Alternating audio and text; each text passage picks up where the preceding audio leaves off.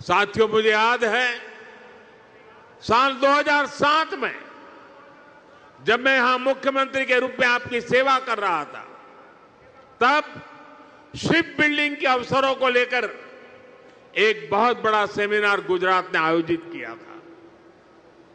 उसी दौरान ही गुजरात में हमने शिप बिल्डिंग इकोसिस्टम को सपोर्ट दिया था। अब हम देश भर में शिप बिल्डिंग के लिए व्यापक कदम उठा रहे हैं। यहां मौजूद एक्सपर्ट जानते हैं कि शिप बिल्डिंग कोई साधारण इंडस्ट्री नहीं है। शिप बिल्डिंग इंडस्ट्री को पूरी दुनिया में mother of all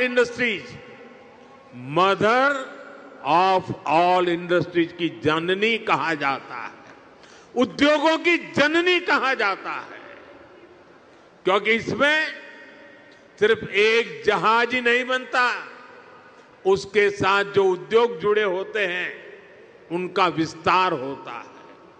steel, machinery, electronics, textile, paints, IT system, ऐसे अनेक उद्योगों को शिपिंग इंडस्ट्री से सपोर्ट मिलता है।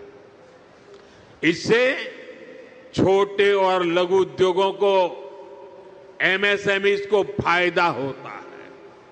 रिसर्च बताती है कि शिप बिल्डिंग में होने वाले हर 1 रुपये के निवेश से इकोनॉमी लगभग 2 गुना निवेश बढ़ता है और शिपयार्ड में पैदा होने वाली हर एक जॉब, हर एक रोजगार सप्लाई चेन में 6 से 7 नई नौकरियां बनाती है।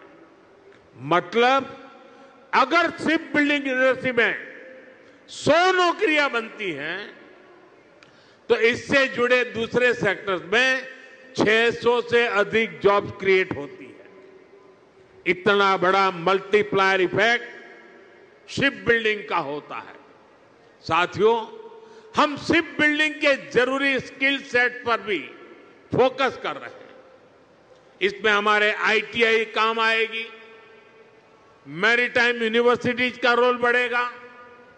बीते वर्षों में हमने कोस्टल एरिया में नेवी और एनसीसी के तालमेल से नई व्यवस्थाएं बनाई हैं। इन एनसीसी कैडेट्स को नेवी के साथ साथ कॉमर्शियल सेक्टर की भूमिकाओं के लिए भी तैयार किया जाएगा। साथियों, आज का भारत एक अलग मिजाज से आगे बढ़ रहा है। हम जो लक्ष्य तय करते हैं उसे अब समय से पहले पूरा करके भी दिखाते हैं। सोलर सेक्टर में भारत अब अपने लक्ष्यों को 4-4, 5-5 साल पहले हासिल कर रहा है। पोर्ट लेड डेवलपमेंट को लेकर भी 11 साल पहले जो लक्ष्य हमने तय किए थे, भारत उनमें जबरदस्त सफलताएं हासिल कर रहा है। हम देश में बड़े बड़े जहाजों के लिए बड़े पोर्ट बना रहे हैं। सागर माला जैसी स्कीम से पोर्ट्स की कनेक्टिविटी को बढ़ा रहे हैं। साथियों, बीते 11 साल में भारत ने अपनी पोर्ट कैपेसिटी 2 गुनी कर ली है। 2014 से पहले भारत में शिप टर्न अराउंड टाइम औसतन 2 दिन होता था।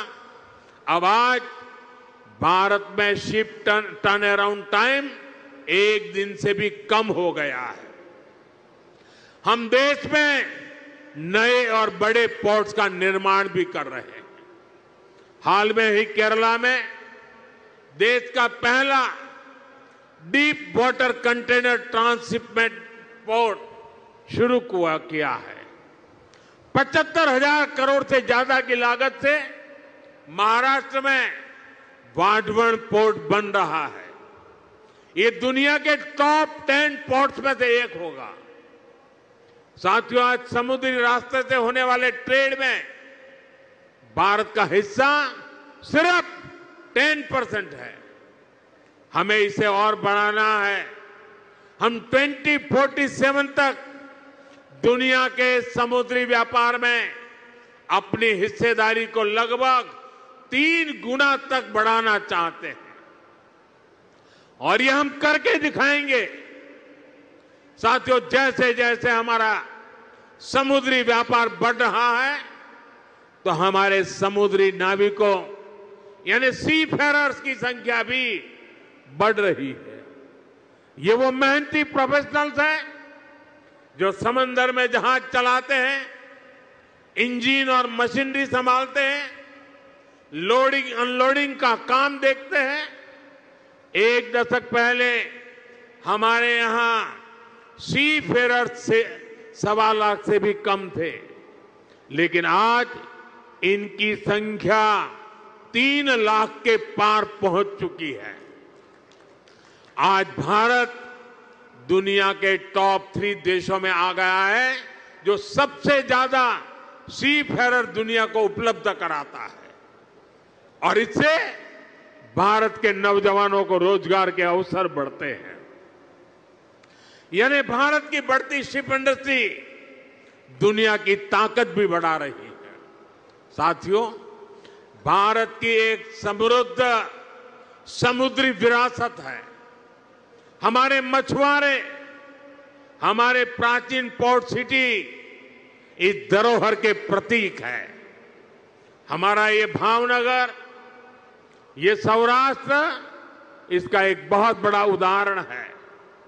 इस विरासत को हमें भविष्य की पीढ़ी तक पहुंचाना है, दुनिया को हमारा सामर्थ्य दिखाना है और इसलिए लोथल में हम एक शानदार मैरीटाइम म्यूजियम बना रहे हैं और ये भी दुनिया का सबसे बड़ा मैरीटाइम म्यूजियम बनेगा।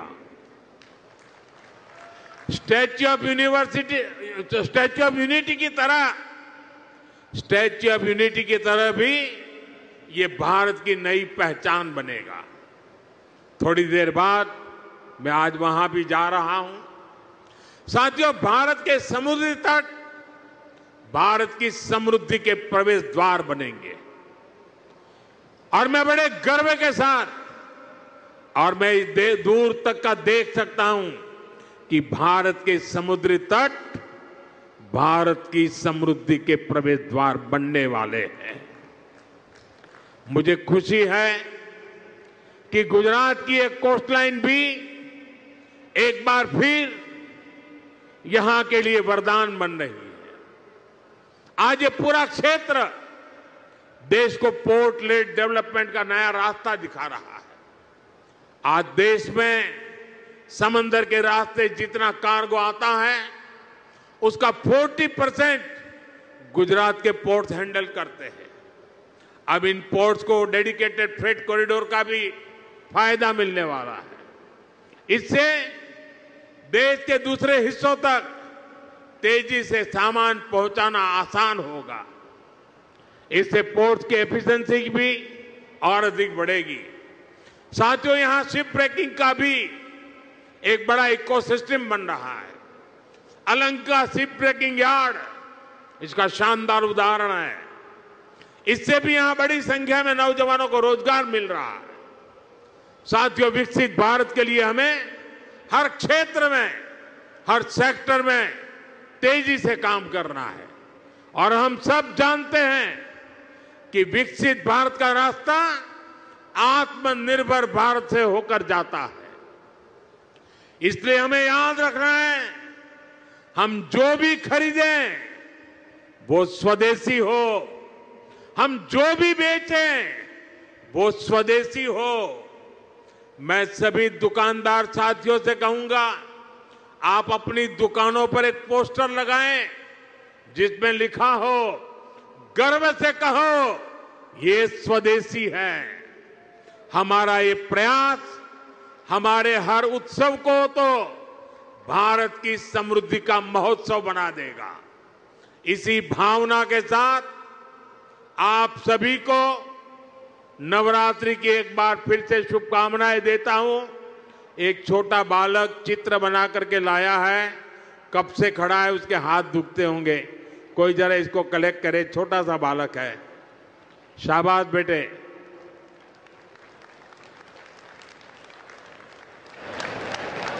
चलो बेटा, तुम्हारा चित्र मिल गया, रोने की जरूरत नहीं बेटा। मिल गया चित्र तुम्हारा मिल गया। अगर तुम्हारा एड्रेस उसमें लिखा होगा तो मैं तुझे जरूर चिट्ठी लिखूंगा।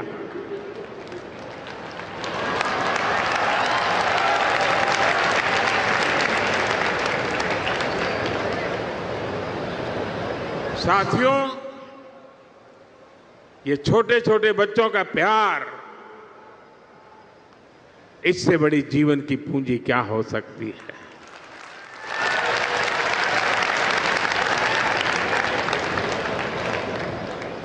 मैं फिर एक बार आज जो भव्य स्वागत सत्कार सम्मान किया, इसके लिए मैं आपका आभार मानता हूं। और मुझे मालूम है, जब ऑपरेशन सिंदूर हुआ तो पूरा भावनगर मैदान में था। आपका मिजाज का मुझे पता है। मैं इसके लिए भी आपका बहुत बहुत आभार व्यक्त करता हूं। भावनगરના ભાઈઓ બહેનો, નવરાત્રિની માંડવીઓ જરા જોર લગાવજો અને દેશના બધા લોકોને આત્મનિર્ભર ભારતનો સંદેશ આપણી માંડવીમાંથી પણ મળે। ખૂબ ખૂબ ધન્યવાદ ભાઈઓ।